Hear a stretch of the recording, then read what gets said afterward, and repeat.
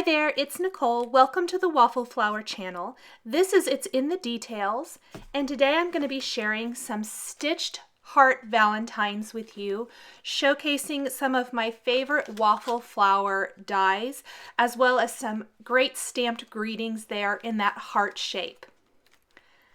I am going to start with a couple of the die sets.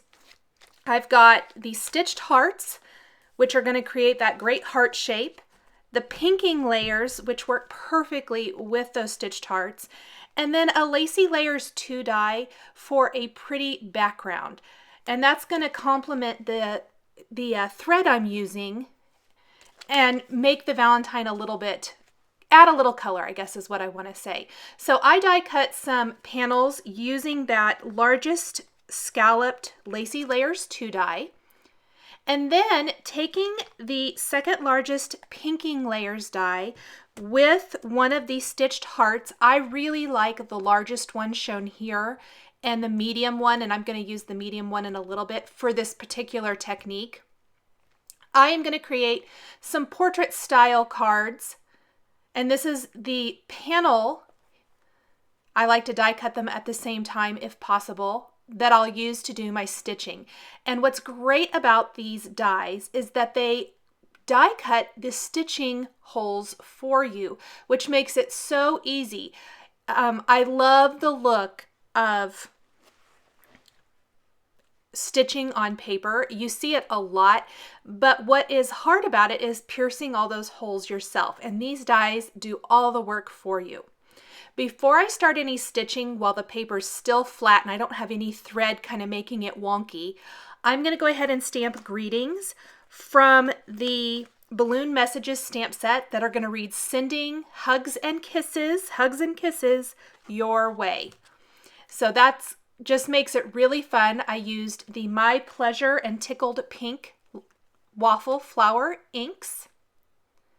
And then I'm just using my needle to pierce any of those little holes where maybe the little die cut piece didn't pop out.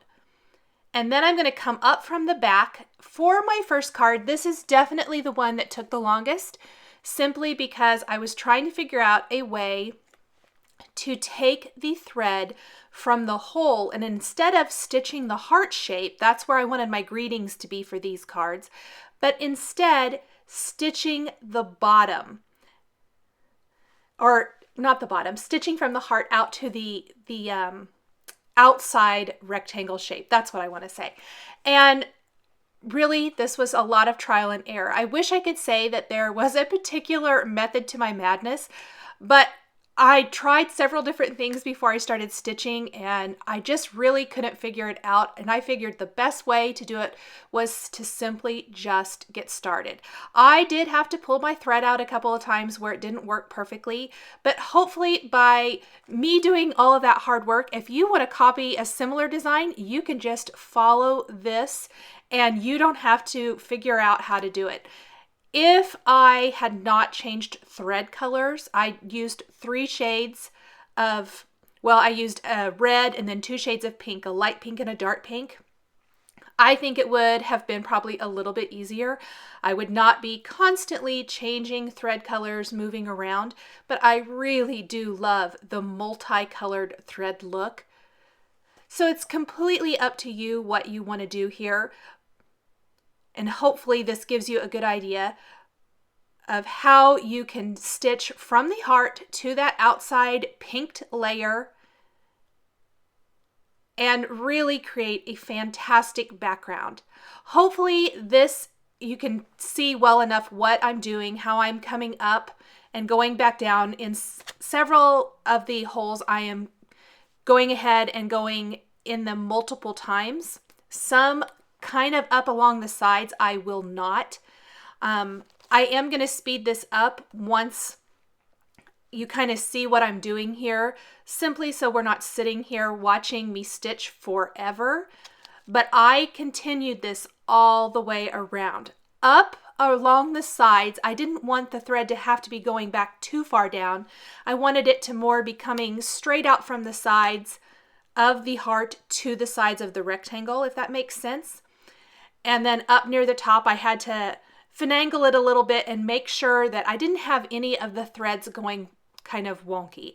I wanted them all to appear to just kind of be coming out from the heart to the edges of the rectangle.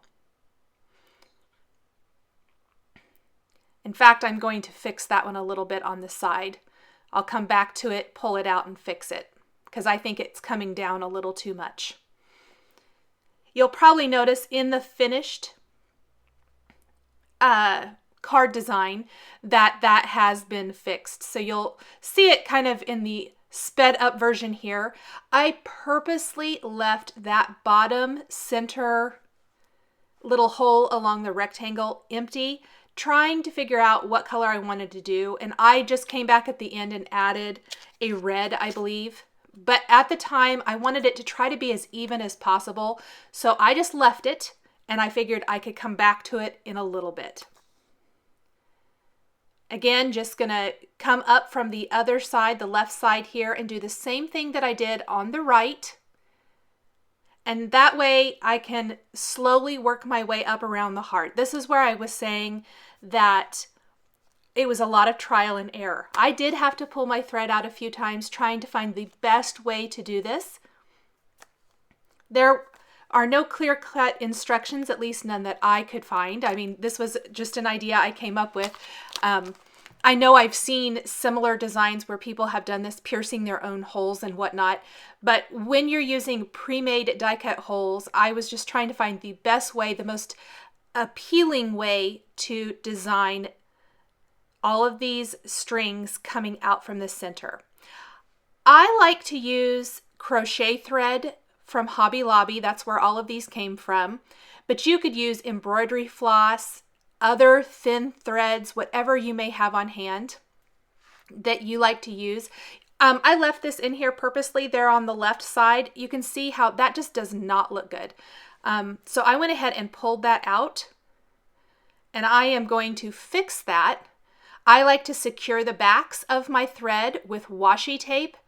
It is really great to secure it without any bulk. I don't have to have any knots on the back of my panel. And when I'm finished, I'm securing the back of this panel with foam adhesive, which is just going to be an extra security measure that I don't have to worry about these coming loose.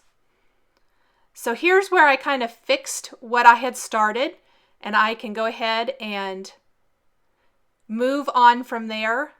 Once I figured out the sides, which I think this looks much, much better, it really went a lot quicker.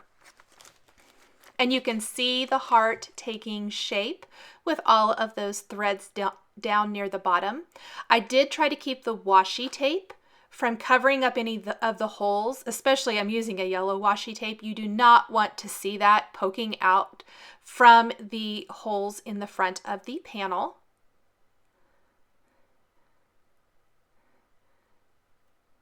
And I really should have secured that other thread. I left it loose because I wasn't exactly sure what I wanted to do there. But I needed to secure it because it kept getting in the way. So I'll do that now.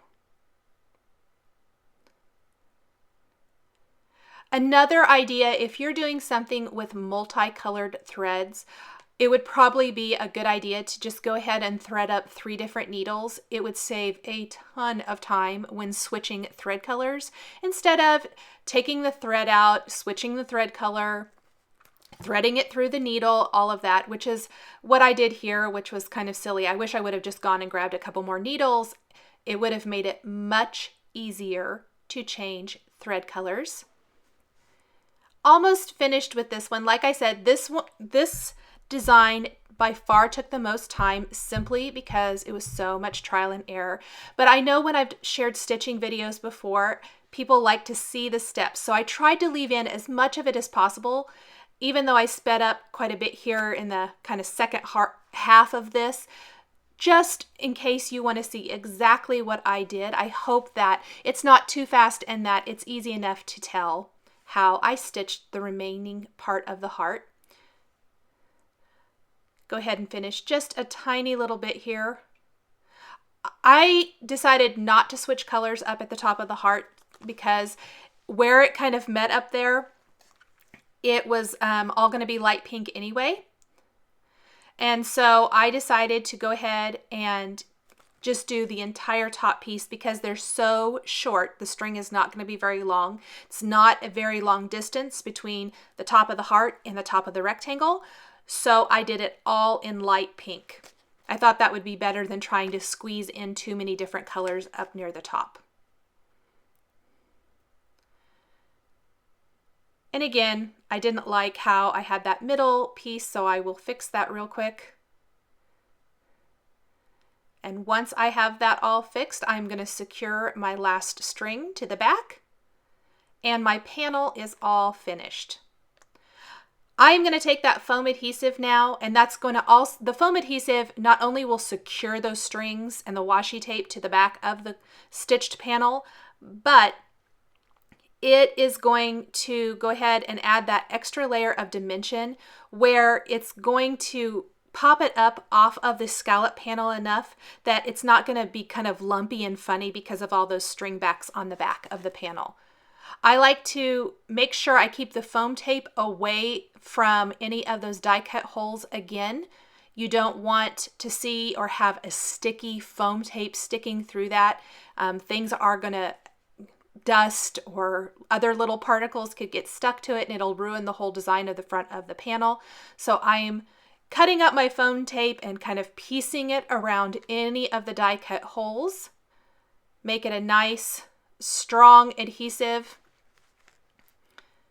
Peel off all the backing paper, and then that scalloped Lacy Layers 2 rectangle that I die cut at the beginning of the video, I can now take that and attach my stitched rectangle to that, and then attach the whole thing to a white top fold card base to finish off this very clean and simple stitched Valentine design.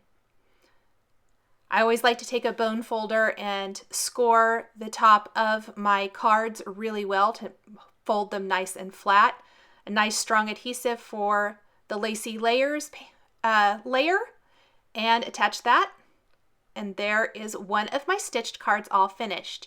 Now for a much easier stitched heart design, I like to simply stitch the shape. And instead of doing back stitching, which I think uses up a lot more thread, I like to go every other all the way around. I did double up the crochet thread so it has a lot more substantial look. And I'm going to stitch all the way around. When I get to the end of this, I'm going to just reverse and go back the other way and fill in all of those areas so I have a solid stitched shape.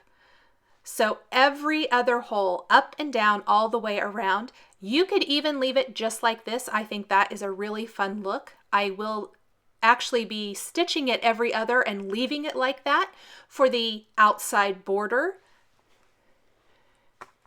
But there's lots and lots of different ways you can stitch these hearts. It's so fun to play around with different designs and all kinds of things to make your own hand-stitched Valentine hearts. So here's at the end, and like I said, I'm going to reverse and go back the other way. And hopefully you can see the stitching really well. Again, I know that this made the video kind of long, but in the past I've been asked to leave in more of the stitching so you can actually see what's going on and not speed it up too much. So I tried to do that. Hopefully it's kind of a happy medium. For those who already know how to do this, you can fast forward a little bit. But if you don't, hopefully this gives you a good idea of how to stitch a nice and simple heart design. I love how much the stitched hearts make stitching hearts on all kinds of projects so easy. These would be fantastic if you wanted to do felt Valentines. I think that would be incredible. You could stitch all kinds of things, make a felt banner with this same kind of design, and maybe just hand stitch letters inside of the hearts instead. You could write out all kinds of different love themed words, maybe hugs or love or something like that. and create fun little banners to hang from a fireplace. Just lots of great ways to use these dies. So when I'm done, I'll secure the end, snip that off. I am going to change thread colors. I used the red for the heart, and I will switch to the dark pink, and I'm going to stitch the outside of this rectangle, but I am only going to go every other. You could totally go and stitch it just like I did the heart here and fill in the whole design, but I kind of liked the minimal look, so it just had simple stitching around the border, and it helps keep the emphasis on the stitched heart. I stamped the inside of the heart just like I did for the first one. In fact, all 3 cards feature the same exact stamped greeting from the Balloon Messages stamp set, stamped with the My Pleasure and Tickled Pink inks. Kept that consistent, just kind of changed up the stitching on each.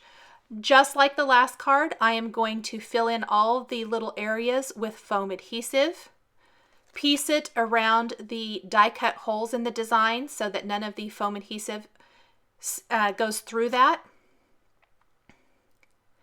Remove the backing paper from all of that, and then I have die cut another Lacy Layers 2 panel, this time in a light pink cardstock, that I'll attach this panel to and adhere it to a white top fold card base to finish off this stitched heart card design.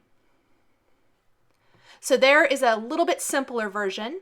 Then I am going to combine 2 of these sizes of stitched hearts for my final card, and I'm going to stitch them just like I did the last one, so I am going to leave out a lot of that since the stitching is exactly the same as the previous card.